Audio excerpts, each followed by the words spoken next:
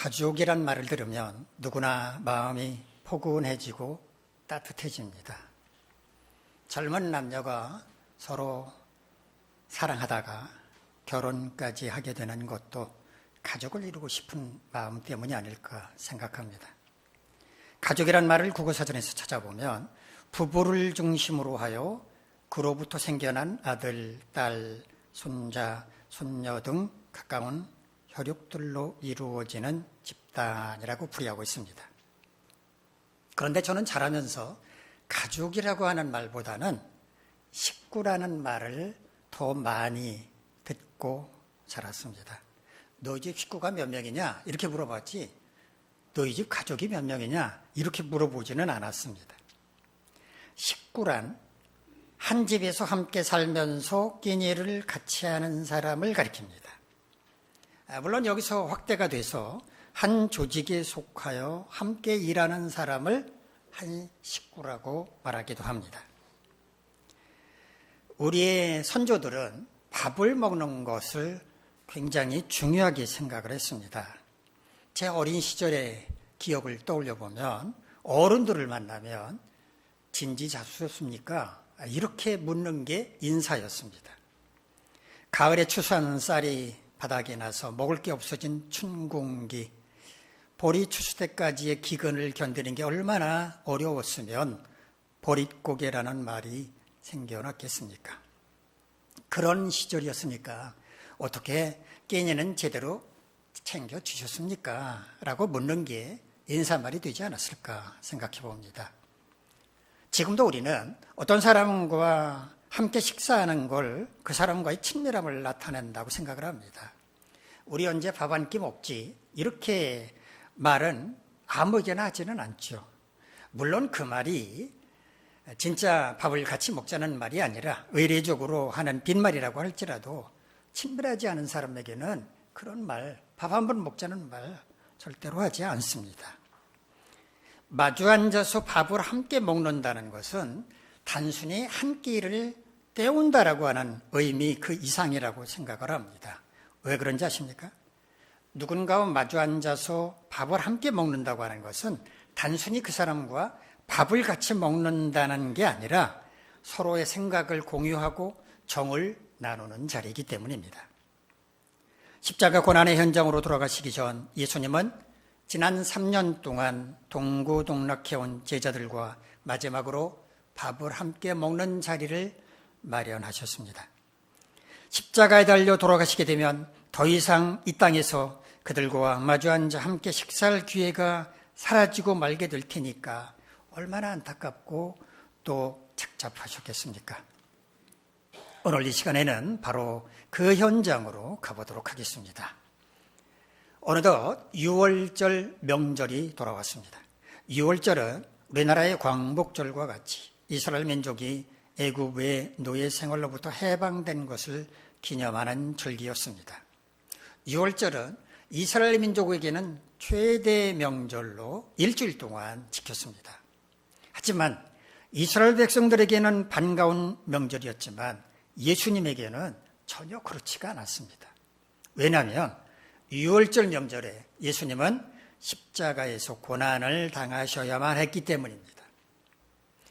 예수님은 제자들에게 예루살렘 성 안에 있는 큰 객실에 6월절 식사 자리를 마련하라고 지시하셨습니다. 그곳은 2층에 있는 다락방이었는데 우리는 흔히 이곳을 가리켜서 마가의 다락방이라고 부릅니다. 마가의 다락방이 중요한 이유가 있습니다. 이 다락방은 예수님께서 제자들과 마지막으로 저녁 식사를 하기 위해서 사용만 한 것이 아니라 그 이후에 제자들이 정기적으로 모이는 장소가 되었고 예수님께서 부활 승천하신 이후에 처음 맞는 오순절에는 역사적인 성령 강림 사건이 일어났던 곳이기 때문이었습니다. 하지만 복음서에는 이곳이 마가의 집이라고 하는 기록이 없습니다. 그런데도 왜 마가의 다락방이라고 부른 걸까요? 사도행전 12장 12절에 그 근거가 되는 말씀이 나오는데 한번 보시기 바랍니다. 마가라는 요한의 어머니 마리아의 집에 가니 여러 사람이 거기에 모여 기도하고 있더라. 헤로드 왕이 요한의 형제인 야고보를 죽이고 베드로마저 죽이기 위해서 붙잡아 감옥에 가두고 다음에 6월절이 지나면 이놈을 죽여야지, 베드로를 죽여야지, 이렇게 마음을 먹고 있을 때 교회가 베드로를 위해서 하나님께 간절하게 기도했습니다. 그리고 하나님께서 천사를 통해서 베드로를 감옥에서 꺼내주셨습니다. 감옥에서 나온 베드로가 제자들이 모여 기도하고 있던 다락방으로 달려간 상황을 말해주는 말씀입니다. 그런데 그 다락방을 가리켜 마가라 하는 요한의 어머니 마리아의 집이라고 말하고 있습니다. 우리는 마가의 다락방이라고 말하는데 사실은 마가의 어머니 마리아의 다락방이었다는 말입니다. 자, 아무튼 예수님은 이 다락방에서 제자들과 함께 마지막 저녁 식사를 하고자 계획하셨는데, 그러면 왜 하필이면 저녁 식사였을까요? 점심 식사는 안 됐을까요? 이것을 말씀드리려면 이스라엘 사람들이 하루라고 하는 시간을 어떻게 계산하는지부터 알려드려야 합니다. 우리는 하루가 언제 시작합니까? 하룻밤을 자고 나면 아침부터 하루가 시작된다 이렇게 생각을 하지 않습니까? 그런데 이스라엘 사람들은 하루가 언제 시작되는가? 해가 지면 하루가 시작이 돼요. 저녁부터 하루가 시작된다는 말입니다. 그러니까 6월절의 시작은 해가 지고 난 다음부터 시작이 됐다는 말입니다. 예수님과 제자들은 6월절 명절 첫날에 함께 식사하기로 했고, 그래서 저녁 식사 자리를 마련했던 것입니다. 성경에서 6월절 음식이다라고 번역한 헬라어 원어는요, 파스카란 말입니다. 이 파스카란 말은 6월절 만찬, 즉 6월절 첫날에 먹는 저녁 식사를 가리키는 말입니다. 자, 이제 오늘 본문의 말씀 우리 함께 읽어보겠습니다. 시작. 그들이 먹을 때 예수께서 떡을 가지사 축복하시고 떼어 제자들에게 주시며 이르시되 받아라.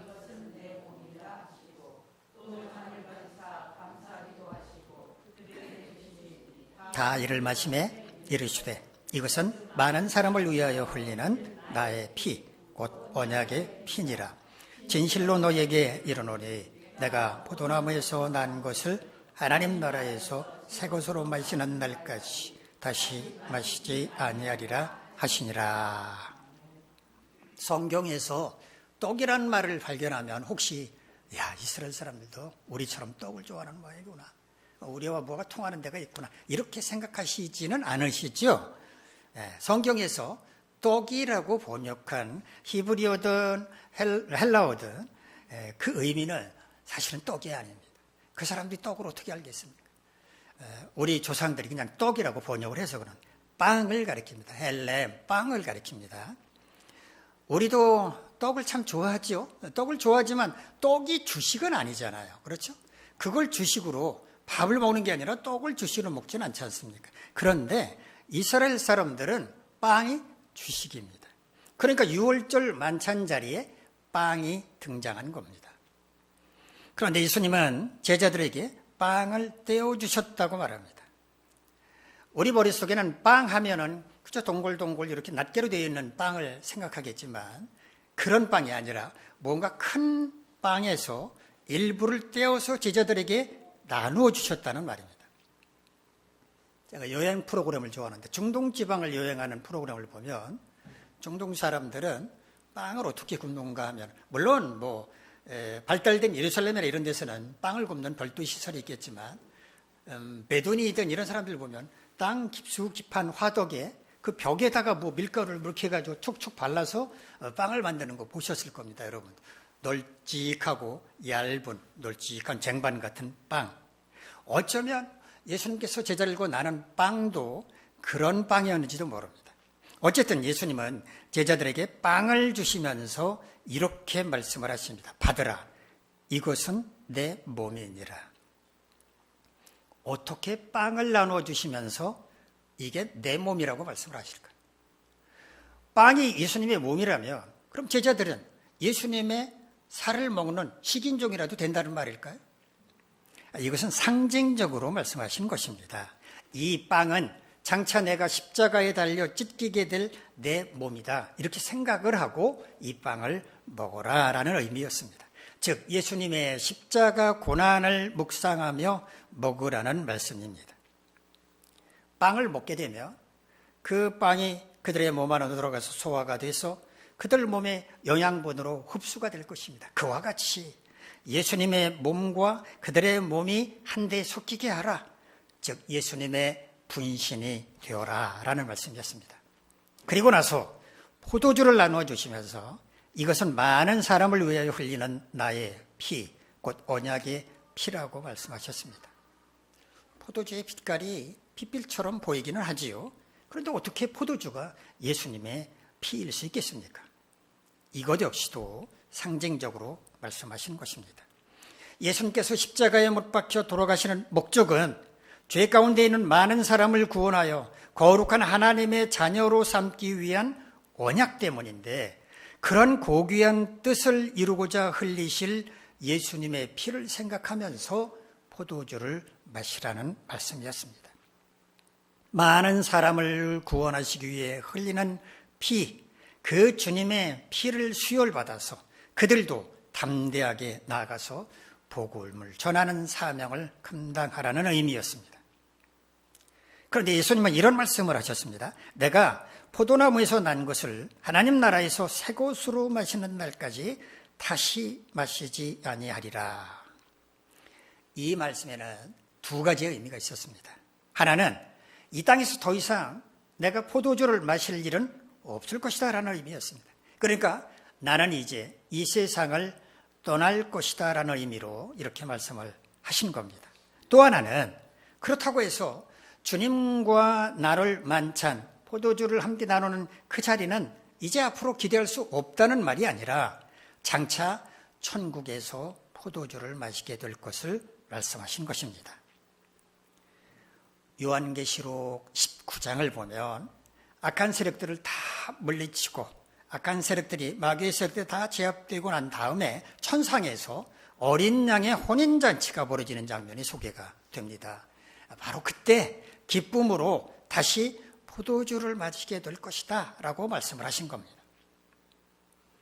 오늘 우리는 예수님과 제자들이 마지막으로 저녁 식사를 함께하는 장면을 살펴보았는데 이 이야기가 오늘 우리와 무슨 상관이 있을까요? 아무 상관이 없습니까? 상관이 있습니다. 왜냐하면 오늘 우리도 예수님과 제자들이 함께 나누었던 마지막 저녁 식사를 회상하면서 성찬 예식을 행하고 있기 때문입니다. 사도 바울은 고린도전서 11장 23절로 26절에서 이렇게 말하고 있습니다. 내가 너에게 전한 것은 주께 받은 것이니 곧 주 예수께서 잡히시던 밤에 떡을 가시사 축사하시고 떼어 이르시되 이것은 너희를 위하는 내 몸이니 이것을 행하여 나를 기념하라 하시고 식후에 또한 그와 같이 잔을 가지시고 이르시되 이 잔은 내 피로 세운 새 언약이니 이것을 행하여 마실 때마다 나를 기념하라 하셨으니 너희가 이 떡을 먹으며 이 잔을 마실 때마다 주의 죽으심을 그가 오실 때까지 전하는 것이니라.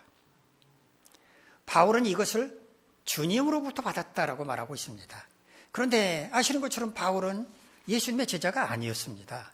그러니까 예수님으로부터 직접 이 성찬 예식에 관해서 전달받았을 리는 없고 아마도 예수님 때부터 전해져 내려오는 것을 내가 받았다라는 의미일 것입니다. 아무튼 바울이 말한 대로 오늘 우리는 주님의 십자가 고난을 생각하면서 빵과 포도즙을 함께 나누고 있습니다. 주님과의 마지막 저녁 식사 자리를 재현하고 있는 것입니다. 그러므로 우리는 주님과 함께 식사하는 식구라는 말입니다. 그렇다면 주님과 마지막 저녁 식사를 함께한 주님의 제자이며 식구인 우리는 어떻게 살아야 마땅할까요? 첫 번째는 주님과의 식사 자리에서 나눈 피의 언약을 기억하면서 주님과 하나됨을 자랑스럽게 여기고 또 그것을 나타내 보여주기 위해 힘써야 합니다. 출애굽기 24장을 보면 출애굽한 이스라엘 백성들은 시내산에서 하나님의 모든 말씀을 준행하며 살겠습니다 라고 하는 언약을 세우게 됩니다. 이때 소를 잡아서 번제와 화목제를 드리게 되는데 모세는 그 희생제물의 피를 모읍니다. 피를 모아가지고 그 절반은 제단에 뿌리고 절반은 백성들에게 뿌렸습니다. 이것을 가리켜서 시내산 언약이라고 말합니다. 하지만 이스라엘 백성들은 이 시내산 언약을 지키지 않았습니다. 하나님을 떠나서 우상을 숭배하는 죄를 범하기도 하고 약하고 가난한 사람들을 압제하는 등 하나님의 백성으로서 언약 백성으로서 합당하지 않은 삶을 살았습니다. 마침내 이스라엘은 하나님의 심판을 받아 멸망하고 바벨론 제국의 포로로 잡혀가고 말았습니다. 그러나 하나님은 예레미야 선지자를 통해서 이스라엘 백성들과 새로운 언약을 세울 것을 약속하셨습니다. 예레미야 31장 31절부터 33절 말씀 화면을 보면서 우리 한번 같이 읽겠습니다. 시작. 여호와의 말씀이니라. 보라, 날이 이르느니 내가 이스라엘 집과 유다 집에 새 언약을 맺으리라.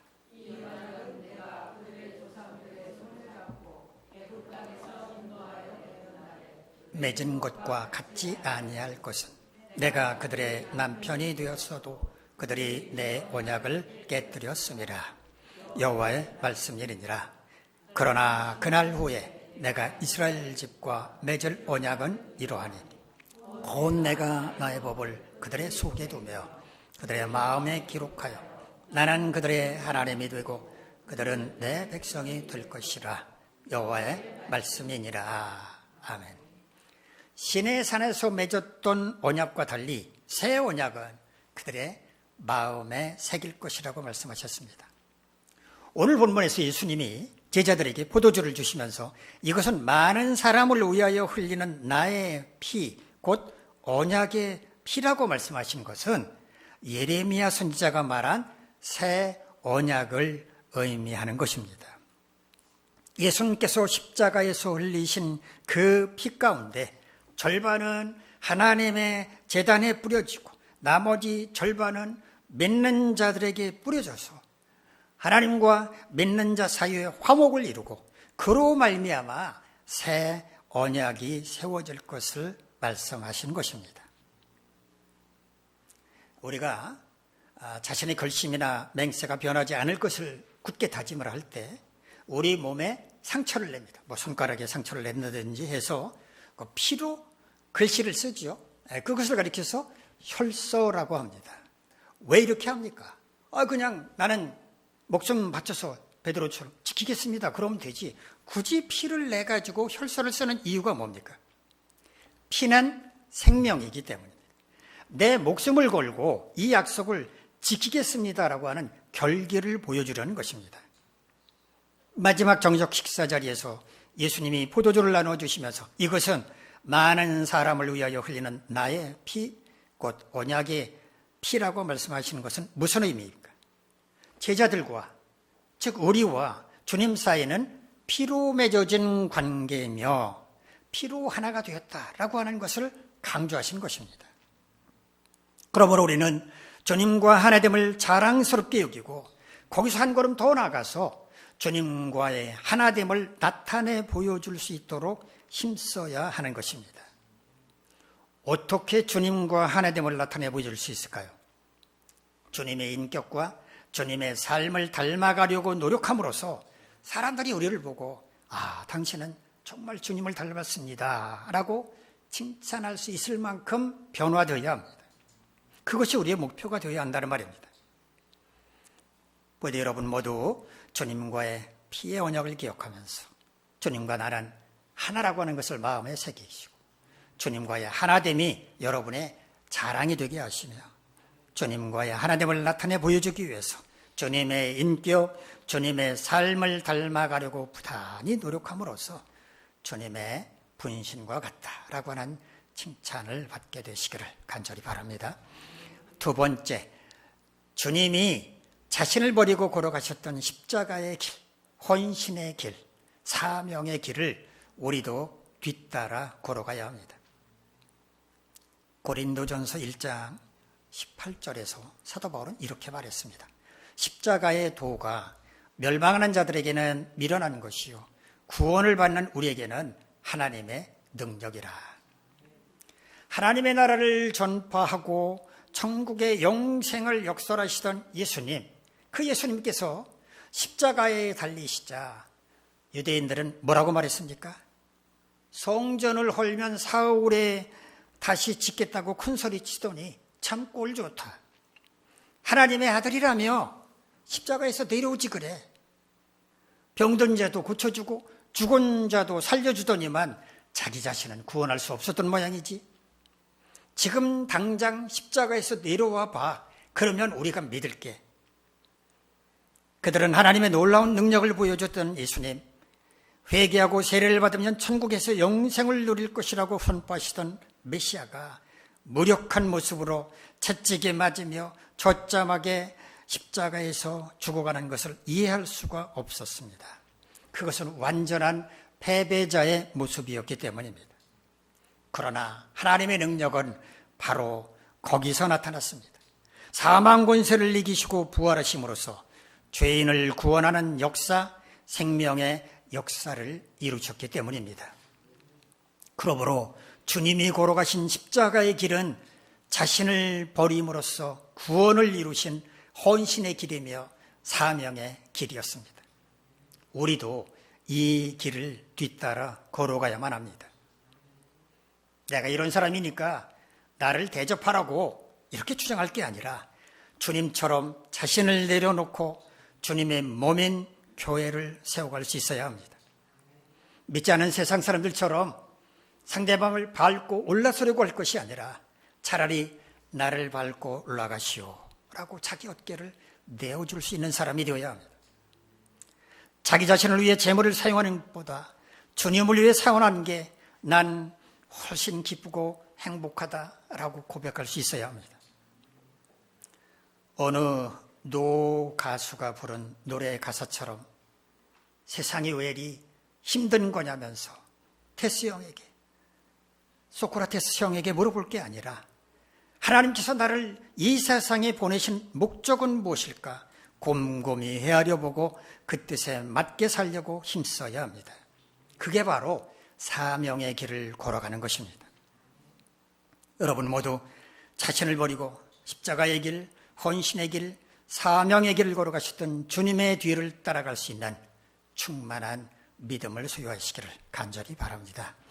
세 번째, 장차 주님과 함께 포도주를 마실 어린 양의 혼인잔치를 꿈꾸면서 어떤 고난도 기쁨과 감사함으로 이겨나가야 합니다.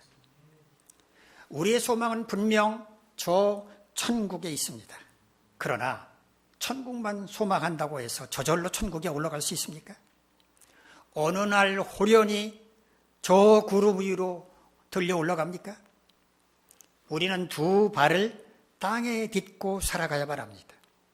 천국문은 순례길을 걸어가는 자 앞에 있는 것이지 땅에서 꿈만 꾸는 자는 결코 천국문에 도달할 수가 없습니다. 순례길은 꽃길이라고 생각을 하십니까? 그렇지 않습니다. 순례길은 고난의 길이고 많은 유혹이 도사리고 있는 길입니다. 쭉 뻗은 고속도로가 아니라 때로는 험산 줄령을 넘어가야 하고 때로는 강을 건너야 하며 험한 파도를 헤쳐나가야 할 때도 있습니다. 우리는 그 험한 길을 어떻게 가야 합니까? 너무 고단해, 너무 힘들어, 불평하고 원망하게 갈까요? 그렇게 가면 너무 힘들지 않습니까? 어쩌면 중간에 포기하고 말지도 모릅니다. 순례의 길은 기쁨과 감사함으로 걸어가야 합니다. 천국에 어떻게 공짜로 들어갈 수 있겠어? 이 정도 고난은 스스로 이겨내야지. 사탄은 내가 포기하기를 학수고대하고 있을 거야. 아마 내가 넘어지면 춤을 추겠지. 내가 사탄이 좋아하는 일을 하면 안 되지. 주님, 저와 지금 함께하고 계시죠. 제가 이 고난을 기필코 이겨낼 수 있도록 최후 승리를 얻을 수 있도록 저를 도와주십시오. 이렇게 기도해야 합니다. 힘들고 어려울 때마다 우리는 천국의 혼인잔치를 생각해야 합니다. 우리가 힘겨운 순례길을 마치고 천국에 입성하는 그날 주님은 우리를 따뜻하게 맞아주시면서 말씀하실 것입니다. 먼 순례길을 걸어오느라고 고생 많았다. 이제 세상에 무거운 짐을 내려놓고 쉬거라. 나와 함께 혼인잔치로 가자꾸라. 착하고 충성된 종아, 내 잔을 받아라. 순례길을 무사히 통과한 너에게 주는 승리의 잔이다. 여러분 모두 장차 주님과 함께 포도주를 마시게 될 천국에서의 혼인잔치 자리를 꿈꾸면서 어떤 고난도 기쁨과 감사함으로 잘 이겨나가시기를 바랍니다. 십자가 고난의 현장 가운데로 돌아가시기 전 주님은 사랑하는 제자들과 마지막으로 저녁 식사를 하시며 그들을 위로하고 격려해 주셨습니다. 하나님의 구원 계획에 따라 그들 곁을 떠나셔야만 했지만 빵과 포도주를 함께 나누어 먹으면서 그들과 늘 함께 계신다고 하는 것을 기억하라고 말씀해 주셨습니다. 주님과 마지막 저녁 식사를 함께 했던 제자들처럼 우리도 성찬 예식을 통해 주님과 식사를 함께 하고 있습니다. 그러므로 우리는 주님과 피를 나눈 새 언약의 주인공이고 주님의 제자이며 주님의 식구입니다. 피로 맺은 언약은 피로써 지켜야만 하고 밥을 함께 먹는 식구는 영원히 함께해야 할 사람들입니다. 이처럼 피로 언약을 맺은 주님의 제자이며 주님의 식구인 우리는 어떻게 살아야 합니까? 첫째, 주님과의 식사 자리에서 나눈 피의 언약을 기억하면서 주님과 하나됨을 자랑스럽게 여기고 그것을 나타내 보여주기 위해 힘써야 합니다. 주님의 인격과 주님의 삶을 닮아가려고 부단히 노력함으로써 변화된 모습을 보여줄 수 있어야 합니다. 궁극적으로 사람들이 우리의 살아가는 모습을 보고 당신은 주님을 닮았습니다. 당신을 보면 마치 주님을 보는 것 같습니다. 라고 칭찬할 수 있도록 해야 합니다. 두 번째, 주님이 자신을 버리고 걸어가셨던 십자가의 길, 헌신의 길, 사명의 길을 우리도 뒤따라 걸어가야 합니다. 자신을 버리고 주님만을 드러내는 삶, 자신을 낮추고 상대방을 높여주는 삶, 주님의 모인 교회를 든든하게 세워가는 삶을 살아야 합니다. 세 번째, 장차 주님과 함께 포도주를 마실 어린 양의 혼인잔치를 꿈꾸면서 어떤 고난도 기쁨과 감사함으로 이겨나가야 합니다. 꽃길도 아니고 고속도로도 아닌 고통이 가득한 길이며 사탄의 유혹도 끊이질 않는 위험한 인생길이기 때문에 우리는 눈물을 흘리며 고단한 이 인생길을 걸어갈 수밖에 없습니다. 그러나 우리는 눈을 들어 저 천국을 바라보고 포기하지 말고 방황하지 말고 이리로 오라고 손짓하시는 주님을 바라보며 힘차게 순리의 길을 걸어가야 합니다. 여러분 모두 주님과 마지막 저녁 식사를 함께한 제자이며 주님의 식구로서 합당한 삶을 사시기를 간절히 바랍니다. 기도하겠습니다. 자비로우신 하나님, 우리를 위해 십자가 고난의 길을 걸어가신 주님을 묵상하는 사순절 둘째 주일, 주님과 마지막 저녁 식사를 열었던 제자들을 생각합니다. 오늘 우리는 성찬식을 통해 그 마지막 저녁 식사 자리를 재현하고 있습니다. 그러므로 우리는 주님의 제자이며 주님의 식구입니다. 주님의 제자요 주님의 식구로서 합당한 삶을 살아갈 수 있도록 날마다 우리와 동행하여 주시옵소서. 예수님의 이름으로 기도하옵나이다. 아멘. 자리에서 일어나서